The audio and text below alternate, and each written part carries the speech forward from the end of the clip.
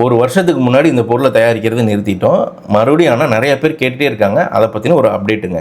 இப்போ நீங்கள் பார்த்துட்டு இருக்கிறது ஒத்த பூண்டுங்க. இந்த பூண்டை நாங்கள் என்ன பண்ணியிருக்கிறோன்னா, வெயிலில் காய வச்சு அதுக்கப்புறம் ஒரு பெரிய குண்டானில் போட்டு நல்லா வறுத்துட்டு மறுபடியும் அதை காய வச்சுட்டு பெரிய பெரிய பானைகளில் இதை போட்டுருவோம். பூண்டு ஆறுனதுக்கப்புறம் இந்த தேனை ஊற்றி அதுக்கு மேலே வாழை இலையை அதோடைய வாயில் கட்டி மூடி போட்டு மூடி வச்சுருவோங்க.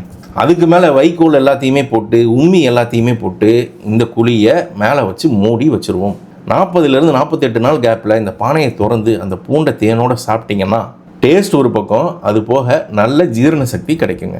பூண்டும் தேனும் சேர்த்து எடுத்துக்கும் போது நம்ம உடம்புல எவ்வளோ நல்லது ஏற்படுது, கெட்ட கொழுப்பெல்லாம் கிடைக்கிறதுக்கு எப்படி ஹெல்ப் பண்ணுதுங்கிறத சில டாக்டர்ஸே ஆர்டிகல்ஸாக போட்டிருக்காங்க. அதை பற்றின ஆர்டிகல்ஸ் போய் படிக்கிறதுனா படிக்கலாம். சரி, இந்த பொருள் கொண்டு வந்துட்டியாடா நீ, அதுக்காக தான் போஸ்ட் போட்டிருக்கியான்னு கேட்டிங்கன்னா இல்லை, மன்னிக்கணும், பயங்கரமான வெயில், நோன்பு டைமு, என்னால் போய் இதை ப்ரிப்பேர் பண்ண முடியல. பூண்டுமே சைனா பூண்டு தான் கிடைக்குது, லோக்கலில் கிடைக்கல. மே மாதம் 15ஆம் தேதி சுமாரில் இந்த பொருளை உங்களுக்கு அவைலபிள் பண்ணி கொடுக்குறேன், நிச்சயமாக செஞ்சு கொடுக்குறேன். அது வரைக்கும் ஒரு ஃபாலோ தட்டிட்டு கொஞ்சம் பேஷண்ட்டாக வெயிட் பண்ணுங்கள். அது போக நம்மக்கிட்ட சிறந்த பொருட்கள் நிறையா இருக்குது. காட்டு நெல்லிக்காய் இருக்குது, நிச்சயமாக ட்ரை பண்ணி பாருங்கள். நன்றிங்க.